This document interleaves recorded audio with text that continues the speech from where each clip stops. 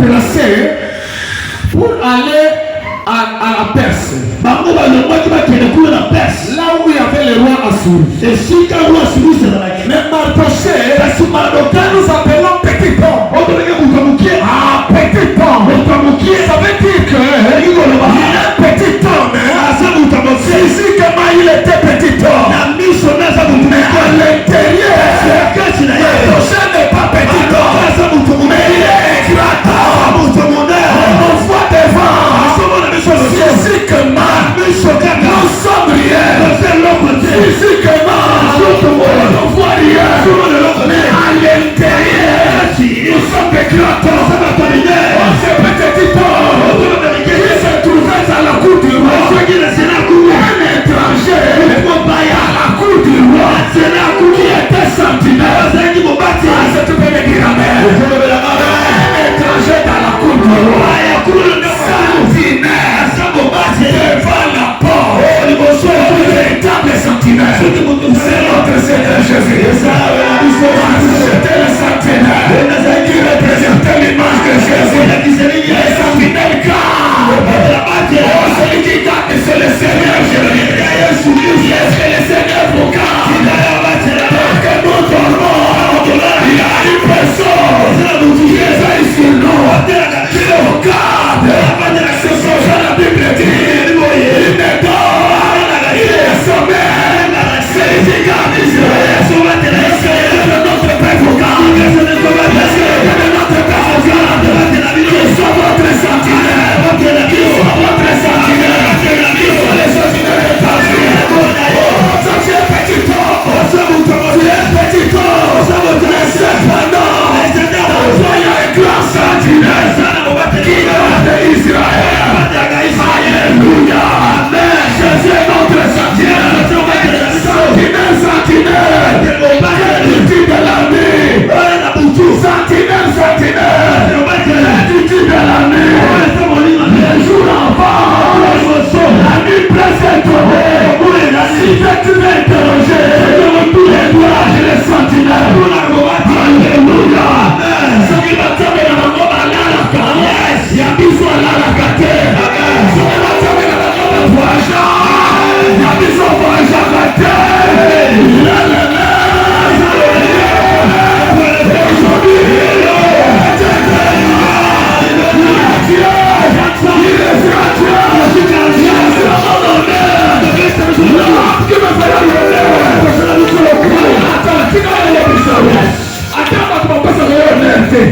Mais je sais, il y a une personne qui m'a donné autre mot, on va la mettre à regarder.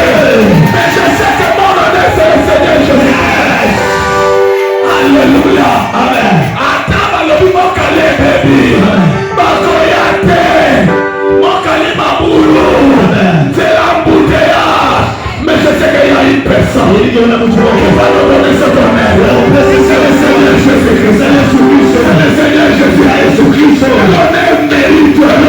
C'est lui qu'on donne. C'est tout pour le dire. Papa, est-ce que notre Dieu, le Dieu de Kibanga, pour ces bons messages, pour ces bons messages, alléluia, amen. Jésus est notre sentinelle. Il est le gardien des portes. Il garde les portes. Prenez-nous Psaume 21, Psaume 121, verset 4. Rapidement. Amen. Psaume 121, verset 4. Psaume 121, verset 4 à 8. Yes. Amen. Révérend, si vous pouvez pas, vraiment par mesure de politesse, si tu peux dire ça pour nous. Yes. Psaume 121, 121, verset 4 à 8. Verset 4 à 8. Yes. Psaume 121. Verset 4 à 8. Jusqu'à 8. Nous lisons au nom de Jésus. Amen. Voici. Alléluia. Il ne sommeille ni ne dort. C'est lui qui garde Israël. L'éternel est celui qui te garde. Je sais ton nom. elili na yo na loboko na mobali. Pendant les jours, le sommeil ne frappera plus. Na mokolo moyo kobeto te. Il y a la ligne pendant la nuit. Ata sanza bete na mutu. L'Éternel te garde de tout mal. Il gardera ton âme. L'Éternel gardera ton départ. Ton arrivée. Sasa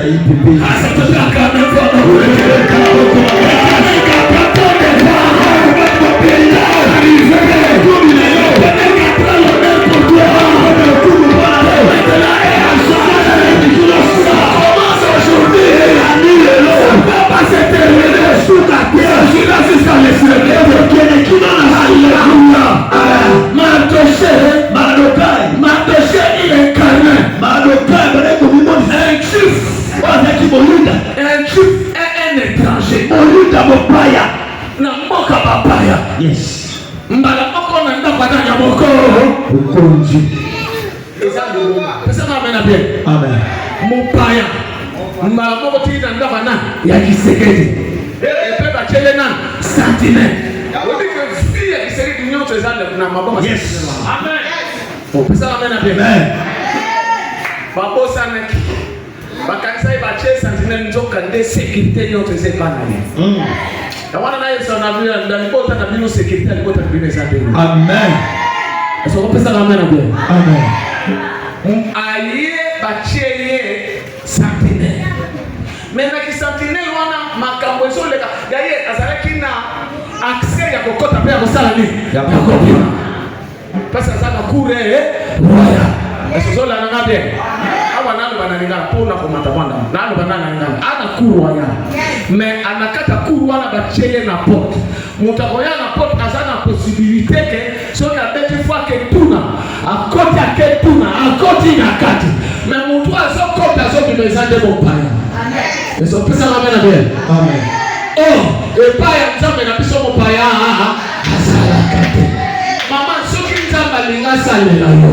Soki nzambe linga pamola yo. Soki nzambe linga comme c'est esika oyo yo yebite. Nzambe ko tenir compte te que sika okoma na okomate. Nzambe yebe soki okome okoatante ke sika wala. Ya wala na yeso na pokwa oyo. Esika nzambe komema yo. Eteza ya sika mepana yo okoma ya kala. Atante na mile wala. Parce que ça yoko nzambe salini. Apresi yo. Eso pesa na beya bien. Amen. Complot pour Boma, mon compte. Yes. Quel maillage à sentinelle? Ah, le véritable sentinelle, c'est le Seigneur Jésus. Amen. Sentinelle, à la maison, vous voulez Moussa. Il y a ça, Sogi. Atama Kabe, comment il a fait? Il y a ça, Aya Nolaka. Et moi, on a dit que le bébé, le manana, coucou, comme le mananini, n'a pas ça. Na église au Bozana et Nika Mamako, papa. Amen. Amen. Ça m'amène à bien. Amen. Nani Nika, asa muto asa castré. Na période à Mobutu, les alaki na basonda mo babalobe na bango ba yibu castré. Donc ça veut dire que muto asa castré, yé moi si au coin de Bosana au logo de lamba et Bosana et noko. Bosana amo na yo kakande wana babe na mo banani ba yibi. Ya wana les véritables uniques, c'est les hommes de Dieu. Amen. On a Esther, bato bato sokolé za basité. Oh gloire au Seigneur. Esther les a église, l'image d'église. Amen. Bato bato sokolé za basité. Mais bato bato sokolé Esther les a banani ba unique. Oh ba unique de mon bali. Yes. Amen. Esther c'est l'église de Dieu. Le véritable unique est là. Amen. Et que vous sokolé l'église entendez. Ça va passer la bien. Alléluia. Le papa va tomber parler. Le temps pour m'avoir. Ma côte, ma salle de complot, nous avons regardé ma recherche au salami. Ajoyota. Ake, mouli moussa pour souris souris à nous. Ma commis. Et tu calais sous souvenir. Ça va bien après. Je n'ai pas beaucoup de temps. Na lingana qui me fait la politique. Tika souvenir. Et le tika les souvenirs.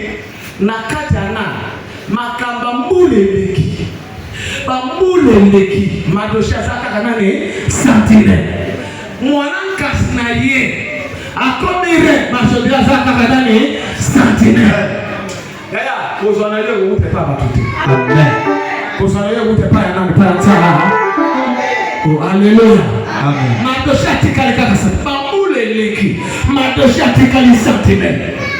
Mais Aman avait un complot pour exterminer les Juifs. Aman a fait un complot pour exterminer les Juifs à Koufa. Donc, ça la génocide. Donc, on m'a dit finance. On complot, on a tout dit bien les gars, moi je ne suis pas là. Alors, si quand Aman a créé à ça le complot, à ça le péné Koulousounani.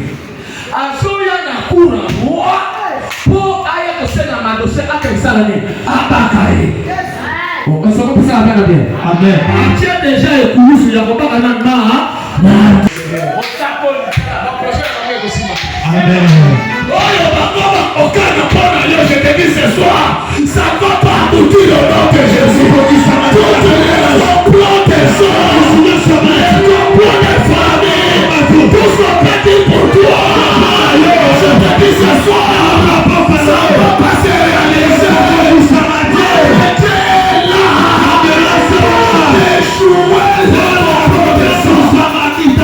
alléluia. Il y a toujours de l'air complot. Amen.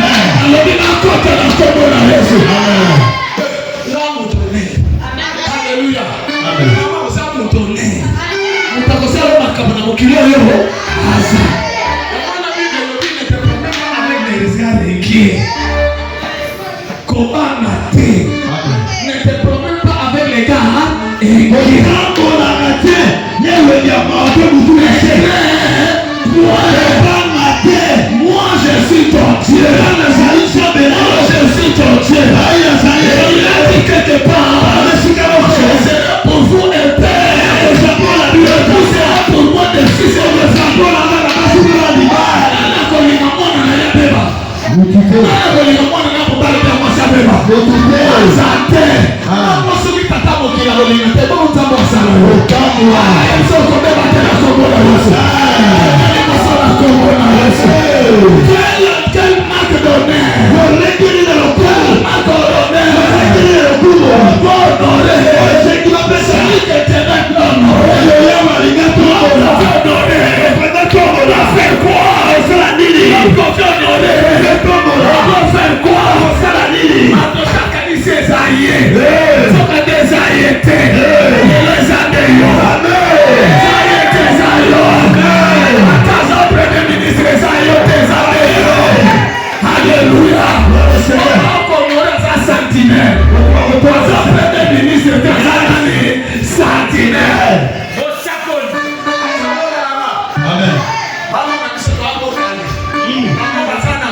Yaya kobangate. Nzamba comme ça va on comme ça va nzamba comme ça. Amen. Ça va pour ça amen. Amen. Alléluia. Gloire au Seigneur. L'homme qu'on fait honorer. Par ça là nini.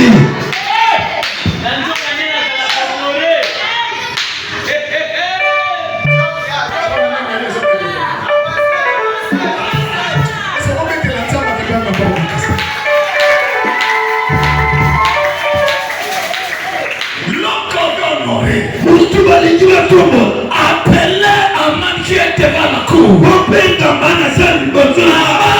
Aman, l'homme que je veux honorer. Qu'est-ce qu'on doit faire? Lui, voyez, c'est lui. Voyez, c'est lui.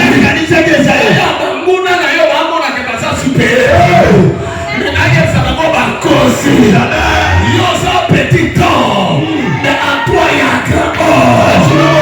Si je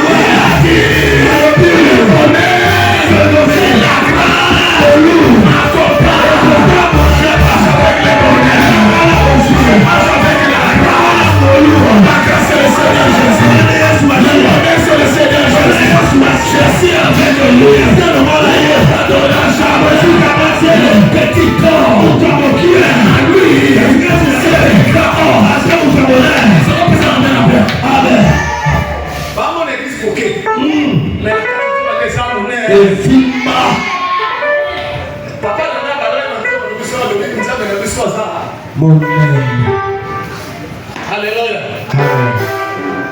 Maman, comment il c'est comment il yes. Comment on a dit que Bango va l'équio. Nanobi va l'équio. Amen.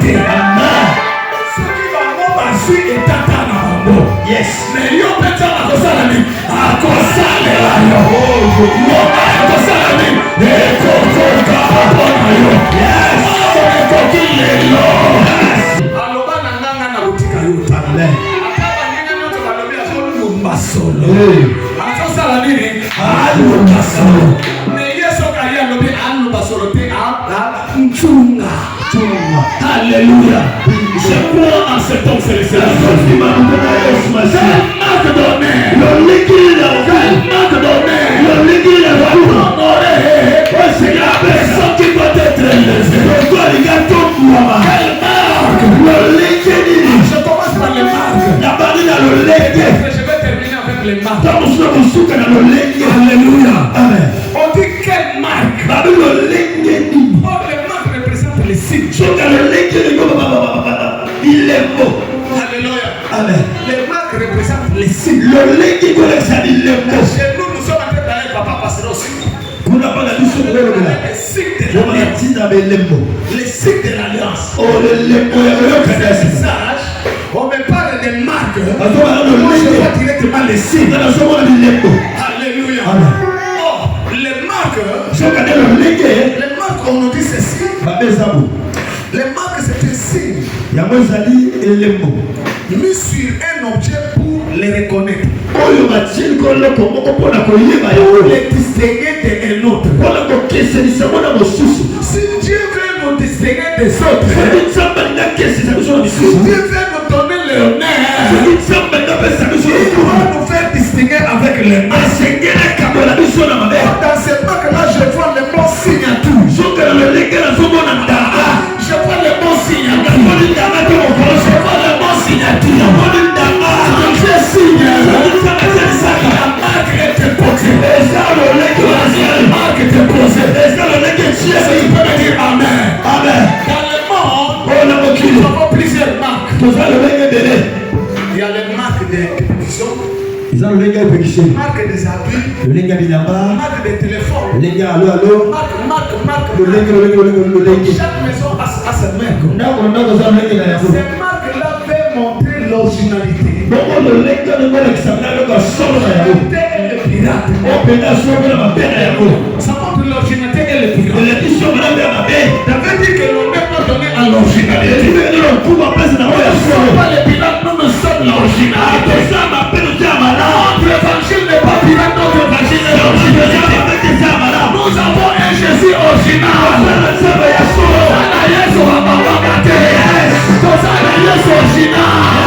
Alléluia. Amen.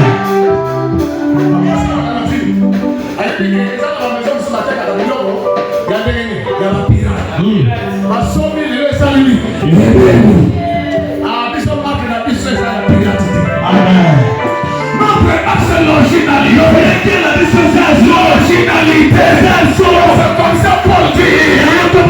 Personne ne fasse de la paix. Change le nom de Jésus en or. Le marque de Jésus. Le marque de Jésus. Le sang et le marque de Jésus. La circoncision, le marque de Jésus. Manuel, le marque de Jésus. Les saints enfants.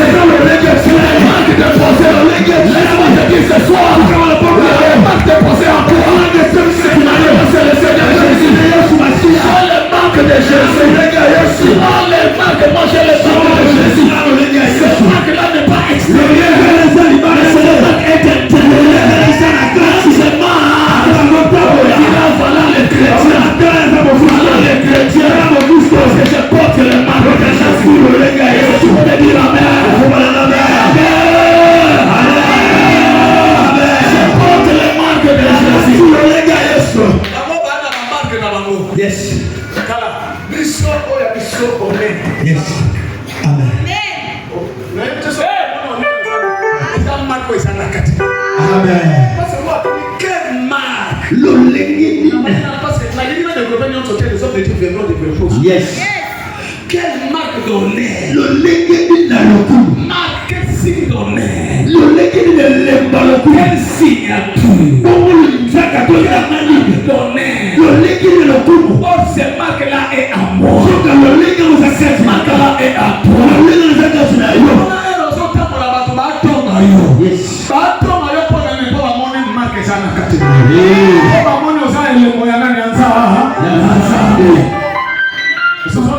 Amen.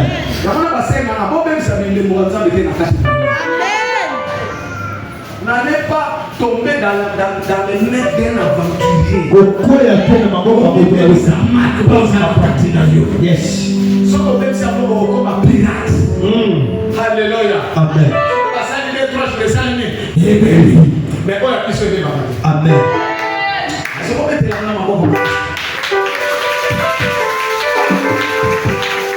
Mardoché incarnait la fidélité.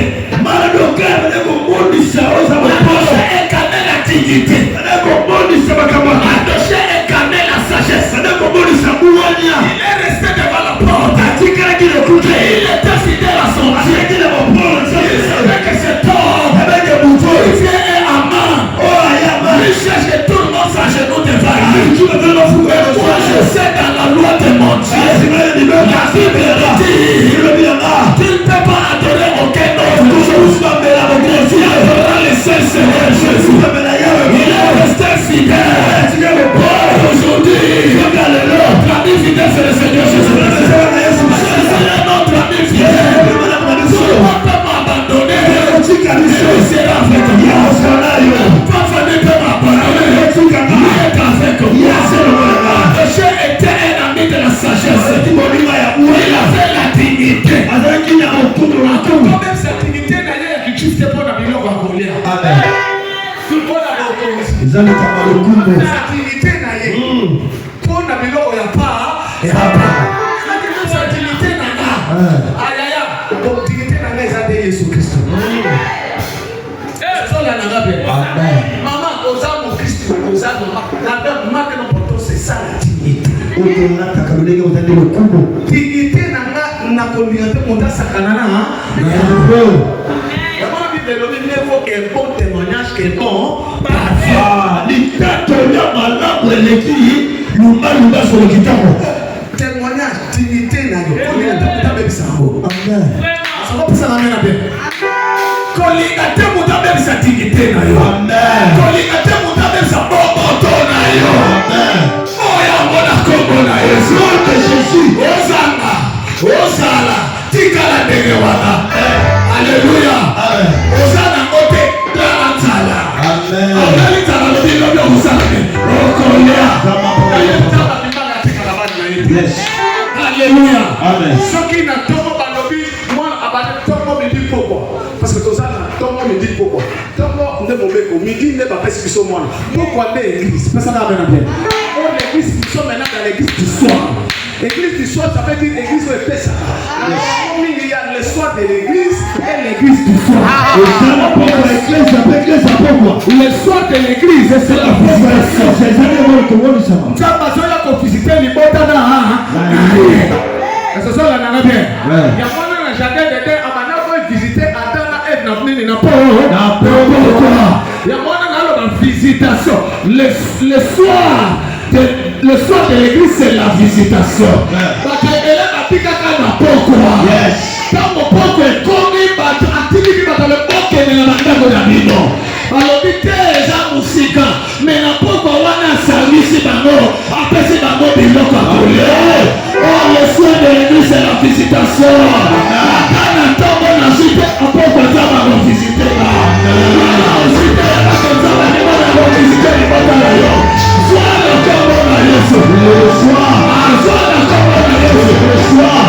Alléluia. Amen. Amen. On a des exemples à passer dans l'île. Avec un bouddha. Ah non. Dieu est merveilleux. Les gens n'ont pas le souvenir. Non. Ils sont éclopés cette année, ils ont souvenir. Amen. Hein? Tu l'as dit, la maman, il y a pas ceux qui ont un goût. Ils ont tourné la route pantalon. Ce qu'on va mettre dans la vie, ce qu'on veut le tanguer. Amen. D'ailleurs, on s'en va cause. Amen. Quand on s'en va cause, on va camber. On s'en tourner, on est recoupé ça mélange. On est les années. On s'en met les mots à l'imaginer, il y a plus à couper son nez. Amen. Il faut pas qu'on ne pas passer au nez, pas le non. Oh, on s'en met les mots. Amen. Ça va passer la main à bien. Amen. Parce que vous voulez alléluia. Amen. Mais vous socolana au bien comme vous allez parler. Amen. On est. On va couper ça. Attaque toyo maille tondi am. Comme le côté ndegeni, mais ça va couper son nez. Amen. On dit que elle côté peut-être tout et quoi yawa. Pas comme on va le et quoi ya teye ndege. Tokoye makaba moto. Tokoye makaba motuka. Atama pesa yone. Tama pesa yone. Tama pesa yone. Tama pesa musala yone. Okokele liboso. Atama kalo zoteka. Tama pesa yone. Okobala na solo, okobala ni. Ah, notre Dieu c'est le Seigneur Jésus. Pesa la prière. Amen. Alléluia. Amen.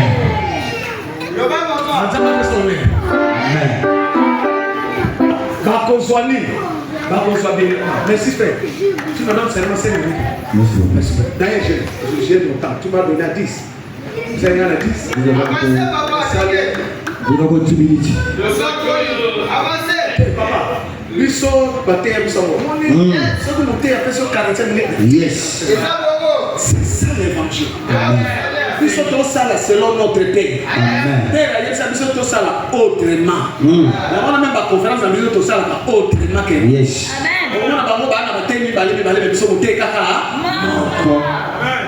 Alléluia. Deuxième marque, c'est les habits. Les habits. Alléluia.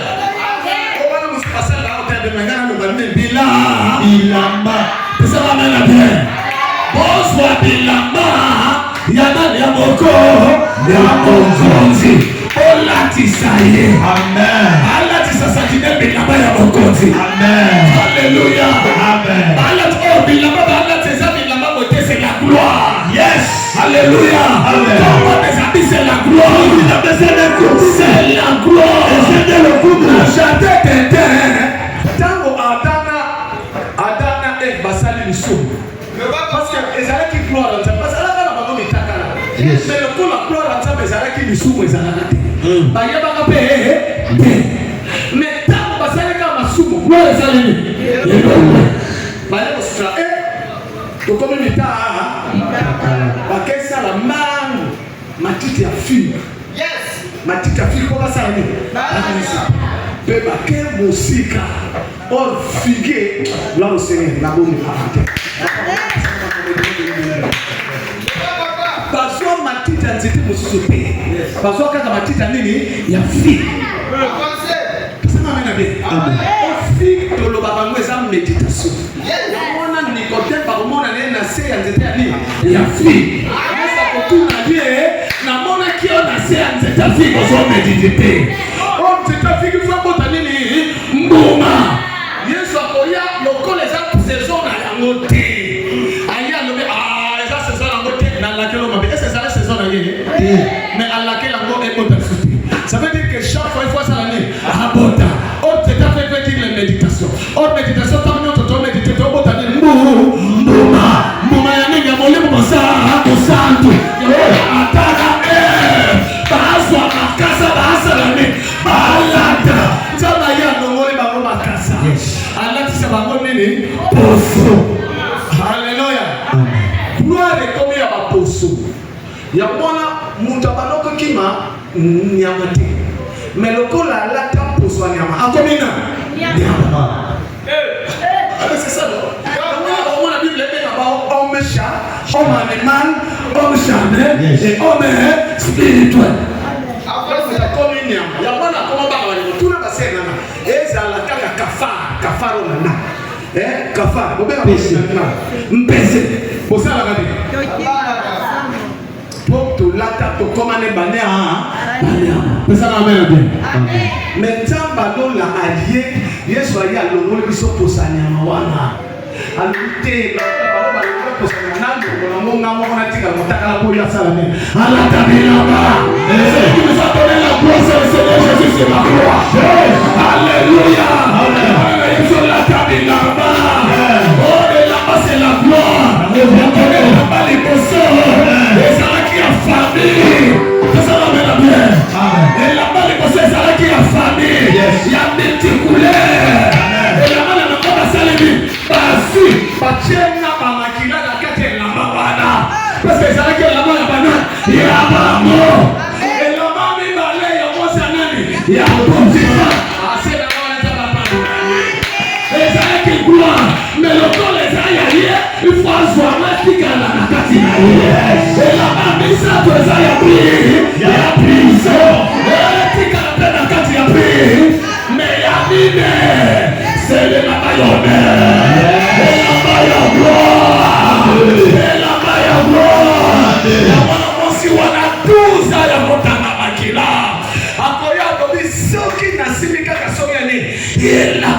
Parce qu'elle a des emplois. Ça va bien. Amen. Oh, alléluia. Ce qui n'a signifié la toniane il est là. Il est là. Makile ko salami. Atika iboroshi ekata na kobozi. Emboroshi makile kata na kobozi. Amen. Moi si ce que makile kata ni, elingelo bakasise. Amen. Baba mesa de wana. Ce qui est comme maman makile kata ni. Ozuni. Mais il y a surtout une force sortie. Oh, force au niveau de ma vigueur. Une force sortie. Parce que la télé, c'est pas une force sur les matin. Mais moi, si on a marqué les autres dans la fou, c'est masse mon côté dans la 4 mois, c'est voilà, pour maquiller ça l'année. Et 4. Oh, c'est masse pour les autres côtés. Les années, ils l'ont ensemble. Aïe, aïe, ils l'ont ensemble. Et quand t'es orangé, orangé, on va les katana. Orangé, c'est quoi ces katana? Orangé de la mort. Sois détruit au nom de Jésus. Orangé de la maladie, sois détruit au nom de Jésus. La maladie sort au nom de Jésus. La maladie sort au nom de Jésus. Je prophétise sur quelqu'un.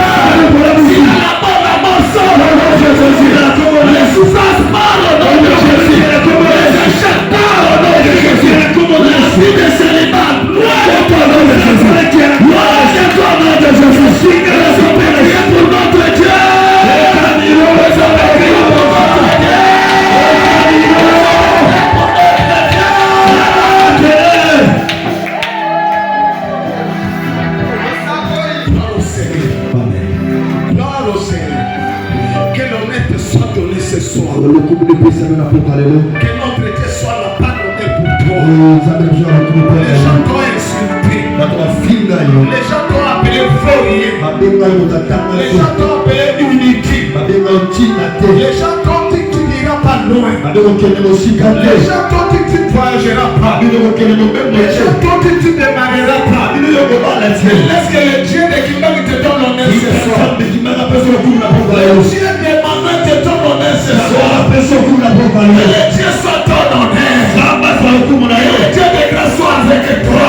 Les choses vont auprès de toi. Les enfants sont ton partage. L'argent ne te manque pas. Que la réussite soit auprès de toi. Au nom de Jésus. Au nom de Jésus.